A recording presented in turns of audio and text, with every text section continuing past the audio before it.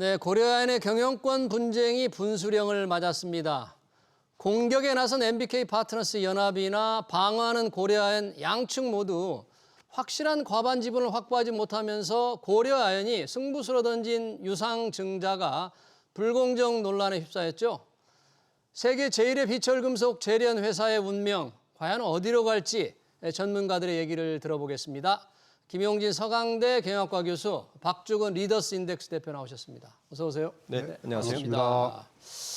자, 경영권 분쟁 중인 고려아연, 일반 주주들은 많지 않지만 워낙에 분쟁이 지금 치열하게 되고 유상증자 논란이 퍼지면서 우리 자본시장에 많은 숙제와 과제를 던지고 있습니다.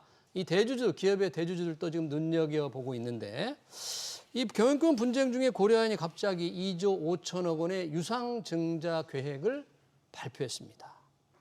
김용진 교수님, 네. 고려아연 이 경영권 분쟁의 와중에 왜 유상증자를 지금 하려는 겁니까? 예, 우선 뭐 고려아연이 한 얘기부터 한번 들어보죠. 뭐. 네, 무슨 고려아연 얘기죠? 뭐라고 그랬냐면 네. 공개 매수 이후 급격한 주식 유통량 감소에 따른 주가 불안정성을 해소하고 네. 관리 종목 지정 내지 비자발적 상장 폐지로 인한 투자자의 피해를 미연에 방지하고자 한다. 자금 조달을 통한 차입금 상환으로 이자 부담 경감, 재무구조 안정화에 기여할 것이다. 네. 그리고 다양한 투자자가 주주로 참여할 기회를 제공해 주주 기반을 확대할 것이다. 이렇게 밝혔는데요. 네. 결론적으로 얘기하면 이런 주장이 별로 설득력이 없다. 설득력이 없다? 네, 라고 하는 게 이제 시장의 이해입니다. 주식 유통량은 이제 원래 한 작년까지는 한 300만 주, 400만 주 이렇게 왔다 갔다 하다가 금년 내내 지금 100만 주로 예. 안정적으로 좀 가고 있고요. 그다음에 이제 재무구조 굉장히 탄탄하죠. 재무구조. 매출액 영업이익을 계속 증가하고 있고 부채 비율 30% 선이고 예. 유보이익 9,000%입니다. 유보이익. 지난번에 차입금을 했는데 공개 매수를 위해서 그렇죠? 네네네. 그걸 감안해서도 부채비 이렇게 낮은 거예요? 지금 이제 그거는 별도로 별도로 2조 3천억이기 때문에 별도로 하고. 별도로 하고요. 네네. 네. 그렇습니다. 재무도 다 좋은데 그래서 이제 고려아연이 지금 현재 상태에서 유상증자라는 유일한 이유는 목적 뭘까? 딱 하나겠죠. 뭡니까? 결국 영풍과 MBK의 지분율을 희석시키자. 음. 유상증자를 통해서 이게 대규모 유상증자다 보니까 공격해오는 적군의 그렇습니다. 지분율을. 네. 그래서 사실 공개 매수 이후에 MBK하고 영풍 지분을 합하면 38.47%. 예. 그리고 체인보 매장 측 지분이 35.4%, 네. 3% 차이가 나거든요. 그래서 이번에 이제 유상증자를 하면서 우리사 조합이 80%라고 일반 투자자들은 3%만 배정을 해요. 우리 사주점이 20%요. 20%하고 네. 일반 투자자는 3%만 3%. 배정을 합니다. 그리고 그러면 이제 국민주가 되겠다. 이렇게. 국민주? 네, 그래서 모든 투자자들에게 기회를 열겠다 이렇게 주장을 하고 있는 거거든요. 네. 결국은 영풍과 MBK의 지분을 희석함으로써 대주주의 경영권을 방어하겠다. 이게 뭐 핵심이라고 봐야 되겠죠. 네, 지금 우리 김용진 교수께서 얘기하기는 경영권 방어를 위해서 조금 우군을 좀 많이 확보하려 하는 거다. 당초 목적은 실제 그렇지 않다. 뭐 유통 물량 감소, 차입금 상환 뭐 이런 게 아닐 것이다 그러는데 유상증자를 만약 계획대로 한다면 어떤 구조길래 계획대로 한다면 지분율이 고려아연 측이 좀 올라가는 거예요? 지금 아까 말씀하신 대로 현재 구조면 자기 계획이 된다면 3%포인트 차이 나거든요. 이제 유상증자 하는 양이 얼마냐면 373만 주예요. 예. 그러면 전체 물량이 한 20%가 되니까 예. 이제 법규상 우리 사주조합에 20%를 배정하게 돼 있으니까 예. 이 373만 주면 이게 한 18% 되거든요. 희석 다 했을 때 그러면 20%면 3.6%가 우리 사주로 배당이 되겠죠. 예. 그러면 그 3%의 갭을 메꿀 수가 메꿀 수 있는 있다. 계산이 되는 거죠. 이제 그래서 이제 그렇게 지금 뭐 목적은 거기 있는 건 분명한 것 같고 그렇지만 고려아연 쪽에서 주장하는 것도 일부 또 맞는 것도 있습니다. 왜냐하면 지금 공개 매수를 너무 치열하게 했어요. 공개 매수 경쟁이 치열한 치열했죠. 거죠. 네. 그러다 보니까 시장의 유통 물량이 거의 없어요. 100만 주간에 좀 더 떨어졌습니다. 거의 없다 보시면 돼요. 유통 물량이 적어지면 어떤 문제가 생기냐면 유통 시가총액이 감소가 되면 MSCI 코리아 지수에서 탈락을 해버립니다. MSCI 지수. 그러면 MSCI 그 코리아 지수에서 탈락이 되면 그 다음에 어떻게 또 넘어가냐 하면은 글로벌 패시브에서 빠지게 돼요. 네. 그러면 패시브 자금 유출이 되겠죠. 이런 이제 악화 과정이 있기 때문에 이게 뭐 그 본심이 어쨌든 고려아연 같은 경우는 이 상황에서 그 유통 물량을 늘려야 되는 건 그건 필요성은 맞습니다. 있다. 그건 분명히 있습니다. 왜냐하면 상장 폐지를 하지 않는 이상 유통 물량 늘리지 않으면 제가 볼 때는 굉장히 위험해요.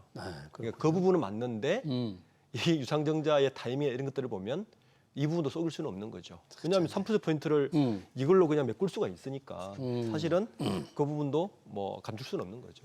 그러니까요. 이제 여러 가지 이제 이슈가 지금부터 이제 시작되는 겁니다. 지난 30일 날 유상증자 이사회 결의가 있었습니다. 네. 그러고 나서 어제 오후에 금융감독원이 나섰어요. 네. 이런 얘기를 했네요. 고려안이 낸 공개 매수 신고서에 재무구조 변경 계획이 없다고 명시했는데 아니다. 유상증자 관련 실사를 진행한 사실이 포착됐다. 실사를 진행한 사실이 포착됐다. 이게 무슨 뜻입니까? 이러면? 이제 사실은 우리 금융당국이 보고 있는 거는 증권 신고서의 기재를 충실히 했느냐를 보는 거거든요. 예. 그래서 공개 매수 중에 내가 만약에 유상증자를 계획하고 있다면 이것까지 증권 신고서에 기재를 해야 합니다. 만약에 그걸 누락했다면 허위 기재가 되는 거예요. 그래서 사실은 이제 부정거래에 해당되는 겁니다. 부정거래. 그래서 이거는 형사처벌이 되고요. 예. 이 부정거래에 의한 거는 이제 자본시장법 125조에 따르면 예. 집단 소송도 가능한. 집단 소송까지. 그렇습니다. 그러니까 형사와 민사 동시에 가능한 이 문제가 발생할 수 있습니다. 예. 그래서 이제 우리 금융감독당국은 아니 이게 너 신고할 때는 그리고 이제 10월 11일 날 증권 공개매수 신고서를 할 때 분명히 고려아연이 공개매수 이후에 회사 재무구조의 변경을 가져오는 구체적 장래 계획을 수립하고 있지 않다라고 했단 말이죠. 네. 그런데 미래에셋이 14일부터 29일에 회사 실사를 합니다. 14일부터. 네. 그때가 이제 공개매수 기간이거든요. 공개매수 29일까지. 가격을 올려서 이 자본 계획에 변화가 없다고 예고한 것은 불과 며칠 전이죠. 11일 날 했고, 예. 근데 14일부터 29일 날 실사를 한단 말이죠. 예. 유상증자를 위한 실사를 합니다. 네. 그러니까 이미 이사회도 알고 있었고 계획을 하고 있었다는 얘기인데 그거를 기재하지 않았다는 거죠. 공시하지 않았다. 공시하지 않았다는 거죠. 이거는 굉장히 중요한 부정거래 행위 중에 하나에 해당합니다. 그런 부정거래 행위일 수 있다 이거죠. 지금 아직 이제 뭐 이렇게 그렇죠. 아직 조사를 확정된 건 아니니까. 조사를 해봐야죠. 네, 이게 조사를 해봐야 되잖아요. 금감원이 이제 조사를 한다 그러니까 지금 이제 공개 매수를 하기 위해 가격을 올리기 위해서 신청서를 공시할 때가 지난달 12일. 그런데 실사 유상증자나 실사는 14일인가 불과 며칠 사이인데 실제로 그렇게 알고 다 준비가 돼 있는데 제대로 투자자들이 안 알렸을까요? 아니면 정말 갑작스럽게 결정을 했을까요? 합리적으로 본다면 모를 수가 없는 일이죠. 미리 계획을 했을 가능성이 높다. 굉장히 높을 수밖에 없는 거죠. 그리고 이게 이제 그 어떤 법이냐면 예. 위계에 의한 부정행위거든요. 이건 뭐냐면 의도적으로 유증 계획을 숨겨서 예. 투자자의 합리적인 판단을 흐리겠다는 거죠. 예. 금감원에서 봤을 때는. 그러니까 자본시장의 질서가 굉장히 흐린 거죠, 사실은. 예. 그래서 이 핵심은 알고 있느냐 모르고 있느냐가 아마 법적으로 어떻게 증명할 것인가가 아마 공개 매수 핵심 쟁점이 될 신청서를 것 할 같아요. 때 유상증자 계획을 미리 세웠느냐 안 그렇죠. 세웠느냐. 예. 유상증자를 알고 의도적으로 자사주 매입할 때 공개 매수할 때 의도적으로 유상증자의 계획을 마지막 카드로 쓸 준비를 하고 공개 매수를 했느냐? 예. 아니다. 자사주 하다 보니까 안 돼서 모르고 그다음 했다. 요 차이거든요. 예.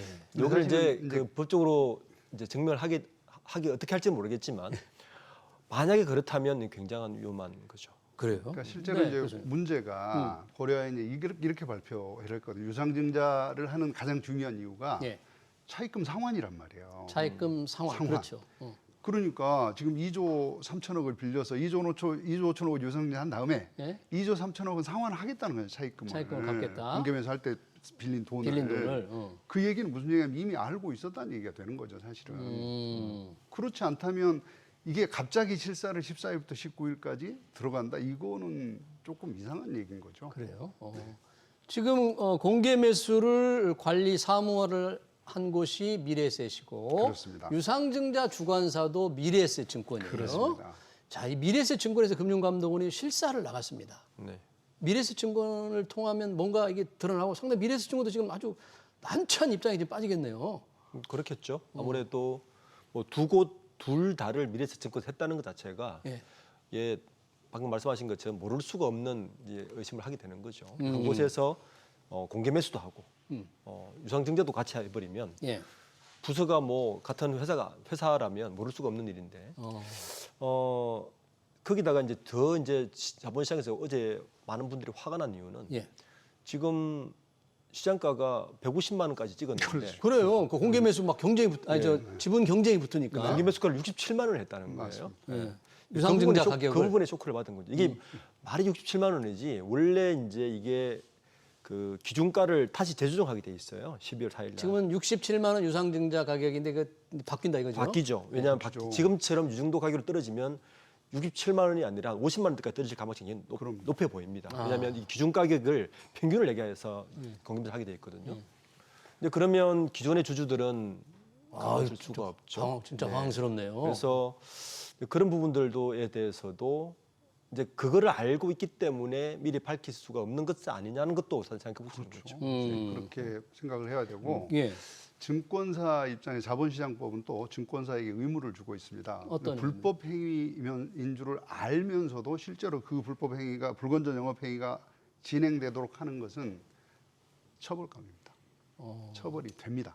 처벌을 강도 높게 하는 처벌이에요? 그렇죠. 이건 불공정 거래 행위니까요. 예. 그러면 만약에 알고 했다. 공개 매수를 가격으로 올릴 당시에 이미 유상증자를 하겠다는 계획이 있었다. 유상증자 가격은 67만 원. 공개 매수는 89만 원. 그렇게 가격도 차이가 난다. 만약에 그러면 이게 혹시 금감원이 이제 정정을 하게 되는 겁니까? 어떻게 뭐 취소를 시키는 겁니까? 금감원은 어떻게 이제 하는 절차를 밟게 되는 겁니까? 아마 그 유상증자 자체는 지금 만약에 확실하게 이게 증거가 있다 그러면 유상증자는 하기 어렵게 되는 거죠. 어렵게 되는 거예요. 자사주 공개 매수까지 아마 다시 되돌리기는 그 부분은 아마 좀 더 법적 판단을 해야 될 것 같고 또 하나는 이제 이런 것도 있죠. 이제 고려인 입장에서는 우리가 공개 매수를 89만 원 했는데 유상증자를 67만 원에 그 다음 할 걸 알고 우리가 우선 아무리 도덕적 뭐라를 해주더라도 89만 원 우리가 할 수 있었겠느냐라고 이야기할 수 있는 거죠. 그렇게 반배 논리를 편다 반대 논리를 펼 수 그렇죠. 있는 거죠. 반대 논리를 펼 수는 있겠으나 네. 이게 자본시장의 기본 원리상 사실은 가장 중요한 게 지금 주주잖아요. 기존 주주 그렇죠. 주주. 그러니까 팔고 떠나는 주주가 아니고 나랑 같이 남아 있는 주주가 중요하지. 주주가 중요하잖아요. 그러니까 살 때는 싼 주식 가격이 쌀 때 사서 가격을 높여서 주주들한테 자본이익을 실현시켜 줘야 되고 유상증자 할 때는 비싼 가격으로 돈이 많이 들어와야 회사에 많이 들어와야 되는 거죠. 그렇죠. 회사 입장에서 당연히 돈이 많이 들어와야 새로운 사업도 하고 뭐 투자도 하고 이럴 거 아니겠습니까? 완전히 거꾸로 간 거란 말이에요. 지금. 이게 상식적으로 논리가 맞지가 않아요. 지금 우리 박 대표님 말씀하신 대로 그러니까 공개 매수는 싸게, 그렇죠. 유상증자 가격은 비싸게 높게 해야 되는데 거꾸로 공개 매수는 89만 원, 유상증자는 67만 원 말이 안 된다 그런 얘기죠. 정확하게는 자사주 매입은 쌀 때 해야 되는 거죠. 주주를 위한 싸게 해요. 그래야 주주를 위한 거예요. 주주를 위해서. 왜냐하면 우리가 주주 환원 밸류업 이야기할 때 사실은 자사주 매입이 가장 적정한 시점은 시장의 주가 떨어졌을 때 그걸 사들여서 우리 주주들을 위해서 주가를 높여주는 거거든요. 그게 원래 이제 정상적인 논리인 거죠. 근데 지금 고려하는 거꾸로 사실 한 거죠. 그럼 기존 주주들을 어떻게 보고 하는 거예요? 그러면 그런 얘기예요? 그 논리라면 기존 주주들하고 상관이 없는 거죠. 대주주 이익이 중요한 거죠. 지금 경영권 방어가 주주의 권익을 일부 무시했다고 볼 수 있는 거죠. 주주의 권리를 무시하고 대주주가 지금 회사를 뺏기지 않기 위해서 물불을 안 가리고 하겠다 뭐 그런 얘기 같은데 만약에 그러면 취소가 된다 그러면 싸움은 어떻게 진행이 될 수 있을까요? 양측의 싸움. 이거 지금 된다는 건 아니고 지금 네네네. 취소된다면 사실은 뭐 어쨌거나 불공정 거래 행위가 되면 이거는 제재를 받을 거기 때문에 무조건 유상증자가 취소될 거라고 보이고요. 된다면 뭐 지금 된다는 건 아니니까 조사를 해보고 나서 된다면 그렇게 될 거고. 근데 문제는 이제 어느 쪽도 공개 매수 이후에 과반이 안 되지 않습니까? 그러면 이제 우호 지분 확보를 위해서 노력을 하겠죠. 근데 이제 고려아연 입장에서 지금 이 유상증자가 굉장히 자충수가 될 가능성이 높습니다. 우호 지분을 확보하는데도 지금 사실은 불공정 거래 행위로 만약에 조사를 받는다면 기존의 우호 지분이었던 회사들이 얼마나 적극적으로 협조를 하겠느냐. 아, 그러네요. 1번. 그리고 뭐 나중에 또 혹시 말씀하실지 모르겠지만 국민연금 입장에서도 매우 곤혹스러운 입장에 처하게 그 부분은 저희가 조금 이따가 한번 다시 한번 얘기를 해보고요. 그래서 사실은 예. 그 싸움이 예. 누가 과반을 가져갈 거냐는 싸움인데 지금 현재 상태로는 오히려 영풍과 MBK 쪽이 조금 더 유리한 상황이 됐다라고 봐야 될 것 같습니다. 지금 MBK 파트너스도 절차상의 하자가 있다. 그래서 법적 공방을 예고했어요. 고려한 경영진을 상대로 시세 조정 혐의가 있다. 금감원의 진정서까지 내는데 MBK 파트너스가 주장하는 이거는 무슨 근거예요? 이거는? MBK 파트너스는 이거죠. 예. 원래 이제 유상증자든 이런 것들은 사실은 우리가 방금 얘기했듯이 기존 주주들의 이익. 기업은 단순합니다. 예. 모든 기업 활동은 주주의 권익을 위해서 활동해야 되는 거죠. 주주의 권익. 그렇죠. 주주의 이익을 활동해야 되는 거죠. 예. 그걸 하지 않으면 경영진이 그걸 반대로 하면 배임이 되는 것이고. 네. 만약에 단 이사진에서도 상법에 우리 논란은 그거지 않습니까? 아니 이사들이 주주들을 위해서 일을 해야지 왜 회사를 위해서만 일을 하느냐는 거죠. 그래서 이제 그런 상법의 변경도 그래서 우리가 주장하는 건데 MBK 논리는 뭐냐하면 그 논리인 거죠. 이거는 특정 주주를 위해서 전체 주주가 아니고 특정 경영권 보호를 산 것이 아니냐라고 주장하고 사실 이런 사례는 그전에도 한번 있었죠. 네. KCC 사건이 있었죠. KCC. 예. 예. 당시에 그 BNP 파리 PEF가 그 KCC하고 그 BNP PEF가 현대 엘리베이터 지분을 인수했거든요. 네. 인수하려고. 그때 아마 지분 20.78%인가를 아마 인수를 했을 거예요. 네. 그리고 현대그룹 현정훈 회장하고 경영권 분쟁이 붙었어요. 비슷하게. 그러니까 지금의 장 회장하고 MBK가 그 당시는 KCC하고 BNP PEF 예. 되고 현정훈 회장이 전부회장이 되는 거죠. 네. 그때 현정훈 회장이 어떻게 반격을 했냐면은 그 당시는 좀 무리하긴 했어요. 발행 주식의 180%를 네. 유상 진주 발행을 했어요. 아, 유상증자를 180%로. 180%를 했어요. 어마어마한 물량을. 그 지금은 똑같아요. 할인율을 30%를 적용했어요. 맞습니다. 할인율 30%. 그러니까 이거는 기존 주주들은 그 뭐 안정이 없는 거죠. 그렇죠. 어떻게 기존 주주들이 이걸 받아들이겠어요. 네. 유상증자를 하는데. 그리고 1인당 청약 한도도 지금은 3%지만 그때는 300주로 아, 그래. 300주로. 예. 리미트를 끊어버렸어요. 예. 이때는 사실은 법원에서 너 이건 무리한 거죠. 이때 이제 법원에서 KCC 측의 가처분 신청을 인용을 해줬어요. 네. 아, 네. 근데 이번 건은 이 정도는 사실 아니긴 한데 사실 비슷한 케이스예요. 만약에 근데 지금 저는 이제 여기서 제가 한 가지만 짚어드리고 예. 할 게 있는데 이게요. 회사 재무 구조에 굉장히 중대한 변화입니다. 예를 들어 유상증자라는 게. 2조 3천억을 내가 빌려서 네. 자사주를 매입하겠다라고 하는 의사결정을 과연 이사회에서 할 수 있는 거냐. 이거는 사실 주주총회에 제가 보기에는 특별 의결사항이어야 할 것 같은 생각이 들거든요. 자사주 매입 관련된 건. 네. 그러면 그러니까 결국 회사 유보금을 사용하겠다는 것도 주주총회 의결사항이기 때문에 못한 거거든요. 그리고 네. 차입금으로 했단 말이에요. 대신 그렇죠. 이게 편법인데 이거는 사실 주주총회 의결도 거치지 않고 이사회에서 바로 이런 의사결정을 했다. 이거 굉장히 심각한 어떻게 보면 배임에 해당되는 이슈들일 가능성이 그 높습니다. 앞부분에 일어난 거죠. 네. 공개매수 관련 차입금을 어디서 결정하느냐 이사회결의보다는 주총에서 해야 되겠다는 이제 주장이신데 여러 가지 지금 하자가 얘기가 되고 있는데 좀 고려아연을 변명하는 측에서 한번 조금 얘기를 해보자면 왜냐하면 고려아연 MBK 사모펀드라는 게 경영권 공격을 했기 때문에 경영권을 지키고자 하는 욕심, 절박성 우리가 좀 인정을 해야 하고 고려아연을 세계 제일의 이 비철금속 재래 회사를 세운 경영진의 공도 인정을 해야 되잖아요. 그런 측면에서 볼 때 고려아연의 불가피한 측면을 좀 이야기한다면 어떤 부분이 있을 수 있을까요? 이런 거죠.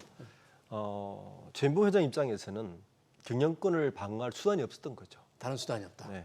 사실은 우리나라의 경영권 방어 수단이라는 게 사실 자사주 매입받기는 방법이 없거든요. 그렇지 않습니까? 네. 뭐 미국 자본시장처럼 뭐 그 포이즌 필이라든지 예. 뭐 예를 들어서 황금주라든지 이런 걸 쓸 수도 없는 상황이고 그러니까 이 사건이 아까 초두에 말씀하셨듯이 네. 우리나라 그 지배 구조, 우리나라와 같은 지배 구조를 가진 곳에서의 자본시장에 큰 의미를 던진다는 거예요. 네. 사실 이 사건이 이대로 끝나는 것이 아니라 비슷한 상황에 있는 그룹들이 몇 개 더 있습니다. 오, 그래요? 예를 들면 한화, 한화? 하나그룹이 주하나를 예. 가지고 이 주식을 눌렀다가 승계를 해야 되는 거지 않습니까? 주가가 오르지 않게 했다 그런 그렇죠. 말이죠? 네. 현대차 그룹, 현대모비스 10년 동안 주가 오르지 않아요. 현대모비스. 예. 오, 현대차도 지금 지배구조 개편해야 한단 말이에요. 승계를 하려면. 다 의도적으로 주가를 누른다 그런 생각이에요? 경영권 승계 때문에. 승계 때문이죠. 때문에? 그렇게 볼 수 없는 거죠. 왜냐하면 그러면 지금 우리나라 재계에는 이런 딜레마에 빠져 있는 거예요. 사실은 이번 사건을 보면서 네. 가장 쉬운 방법은 하나가 있습니다. 뭡니까? 그건 뭐냐면 주가를 정상적으로 올리면 됩니다. 그러면 맞습니다. 공정 못 들어옵니다. 확실한 경영권 방어 장치. 가장 주가를 확실한 밸류업? 방어 장치는 밸류업을 하면 돼요. 예를 들어 고려아연도 원래 한 150만 원 했다. MBK 못 들어오죠. 그러면 5조 정도가 필요한데 예. 못 들어옵니다.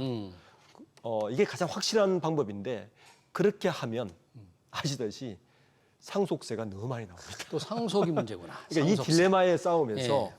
재기가 굉장히 긴장을 하고 있는 거예요. 이번 MBK 사건을 가지고 예.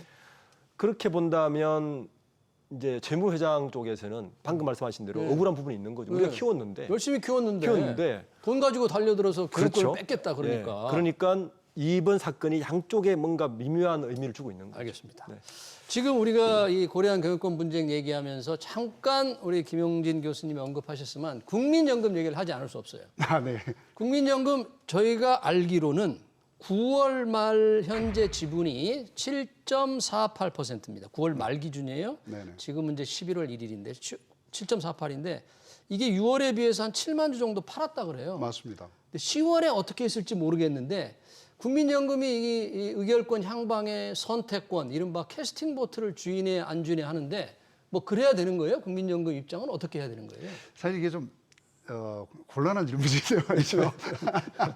이제 국민연금이 이 고려아연의 투자한 목적이 뭐냐, 그러니까 이제 핵심 이슈일 거고요. 목적. 예. 국민연금은 장기 보유를 하고 있고, 네. 그리고 이 단순 투자로 투자를 한 거거든요. 단순 투자다. 다시 우리가 네. 경영권에 간섭을 한다든지 뭐 경영권을 인수한다든지 이런 게 아닙니다. 그 국민연금은. 네. 그렇기 때문에 지금 경영권 분쟁에 개입을 해야 되나? 그러니까 경영권이 잘 가도록 가이던스를 하고 네. 지배 구조를 투명하게 만들고 하는 것들에 대해서는 명확하게 국민연금이 해야 된다. 이거는 스튜어드십 코드니까 수탁자 책임이니까. 예. 근데 이제 이 문제가 경영권 분쟁 국면에 과연 국민연금은 해야 어떻게 해야 될 거냐? 근데 이제 저의 개인적인 생각으로는 당연히 개입을 해야 한다고 생각합니다. 개입을 해야 된다. 그렇죠. 지금 7.8%면요. 예. 이게 어마어마한 네. 지분이란 말이죠. 9월 말 기준이었는데 7.48%. 네, 7.48%. 네, 9월 말. 그 아마도 제가 보기에는 국민연금이 팔지 않지 않았을까. 왜냐하면 이게 지금 워낙 복잡한 상황이다 보니까 예. 움직이기가 쉽지는 않았을 거다라는 생각이 들고요. 경영권 개입을 어떻게 해야 될까요? 개입을 어떻게? 일단 이사회가 재구성될 수 있도록 해줘야 돼. 지금 보시다 아까 이제 계속 얘기를 했다시피 이게 완전히 문제가 심각한 예. 지배구조가 된 거지 않습니까? 그러면 지배구조가 제대로 정립이 될 수 있도록 국민연금도 얘기를 해야 되는 거고 네. 이사 추천도 해야 되는 거고 이렇게 하는 게 스튜어드십 코드로 봤을 때는 당연한 선택이다라고 생각이 됩니다.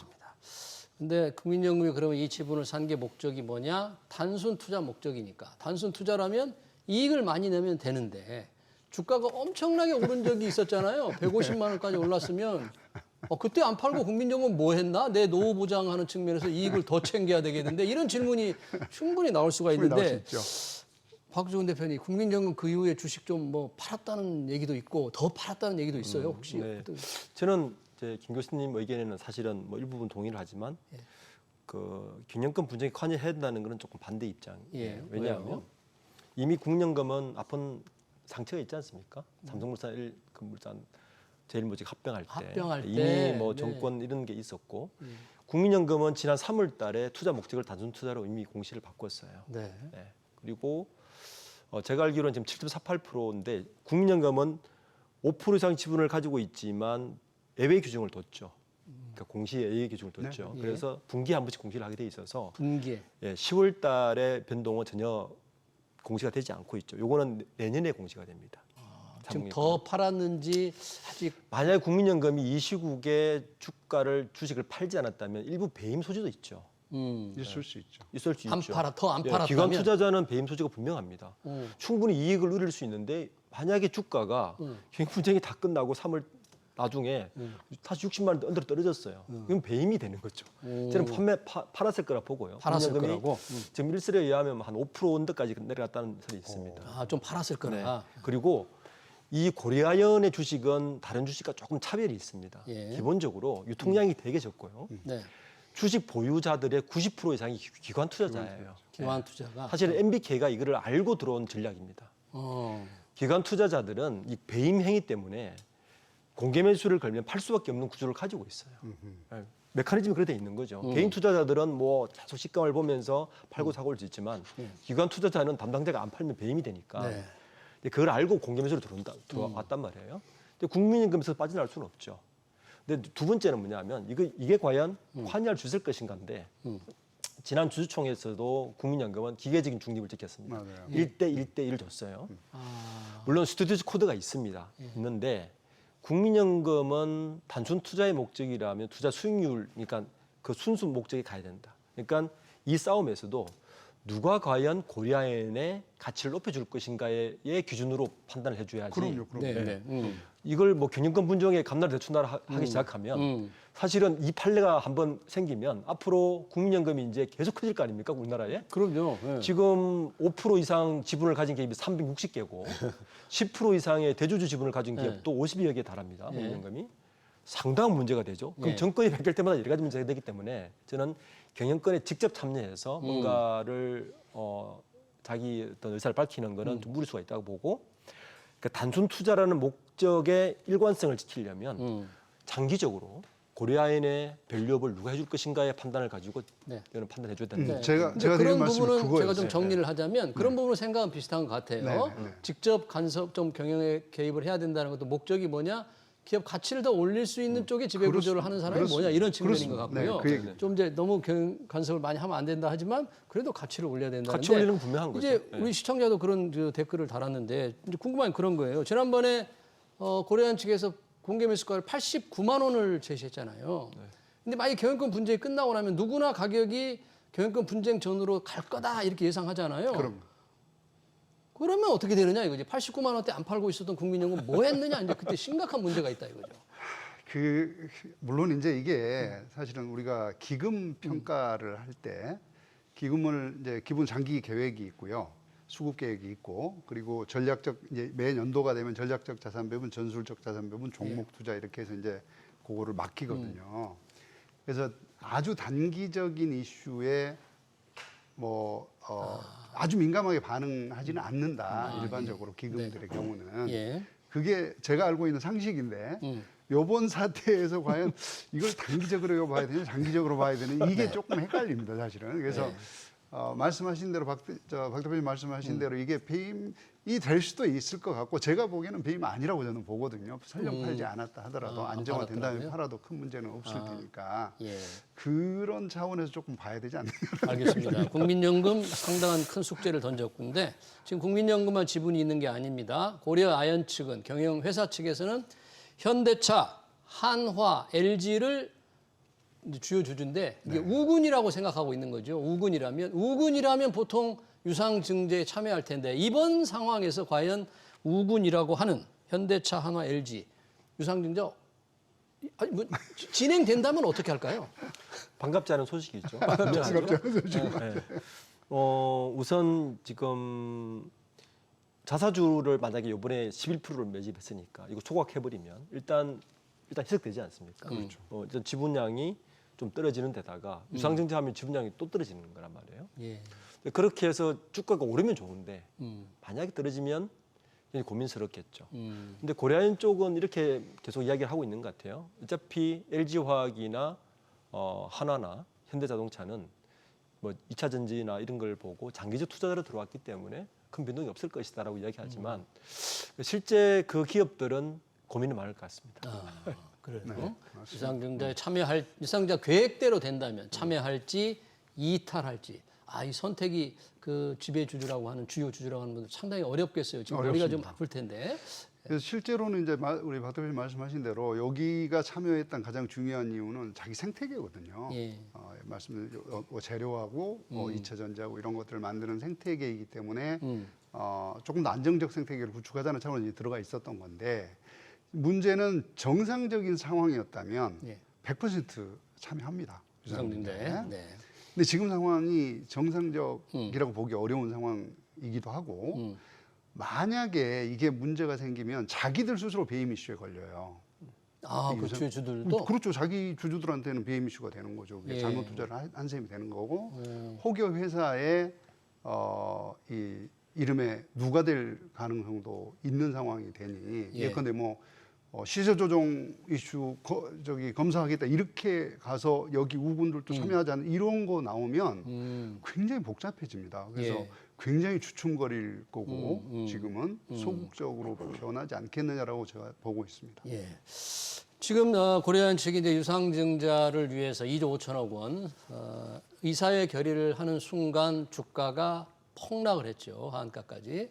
자, 지금 우리 정부는 밸류업 주가를 올리는 밸류업을 추진하고 있습니다. 여러 가지 정책을 추진하고 있는데 이 밸류업 관점에서 본다면 이번 유상증자 의결이라든지 공개 매수라든지 이 고려한 사건을 어떤 관점에 어떻게 봐야 될까요? 밸류업 관점에서. 저는 원래 자본시장과 금융감독원은 굉장히 바빴을 것 같아요. 네. 저 밸류업 공교롭게도 밸류업을 외친 지가 만 1년이 됐습니다. 맞습니다. 작년 11월 달이었으니까요. 1년. 됐는데 그 사이에 우리가 보면 큰 사건만 뭐 두산 합병 이슈, 두산 그렇죠. SK 합병 이슈, SK. 대부분의 이슈들이 밸류업이 아니라 밸류 다운을 하는 다 이슈들이었어요. 밸류업을 정부는 하고 있는데 그렇죠. 기업은 밸류 다운으로 간다. 이번 국정감사에서도 그 금융감독원장이 들어가서 이 상법 개정이나 이런 것들에 대해서 이야기를 말씀하셨는데 이런 사건들을 보면 상법 개정을 안 할 수가 없는 사건이 되는 거예요. 맞습니다. 그렇지 않습니까? 예. 예를 들어서 상법 개정의 382조 3항에 이사회는 충실 의무가 주주들에게도 있다란 말이 들어가 있으면 이런 결정 못 할 겁니다. 지금은 이사회는 회사에 그렇죠. 충실 의무를 해야 된다고만 돼 있는데 정확하게는 회사가 아니라 오너에 충실하게 돼 있는 거죠. 법에는 회사로 돼 있습니다. 네. 대주주. 대주주에게 돼 있겠죠. 네. 그래서 그래서 상법 개정에 대해서 다시 한번 아마 이야기 될 것 같고 두 번째는 우리나라 기업의 지배 구조가 사실은 밸류업의 가장 큰 걸림돌이지 않습니까? 맞습니다. 네. 그러니까 지배 구조 대주주 입장에서는 주가를 높일 수가 없어요. 지금 상황, 뭐 여러 가지 상황에서 그러다 보니까 사실 가장 좋은 방안은 주가 올리면 돼요. 주가 올리는 거. 지금보다 한 10배 정도 올리면 아무도 못 확실한 들어옵니다. 경영권 방어다.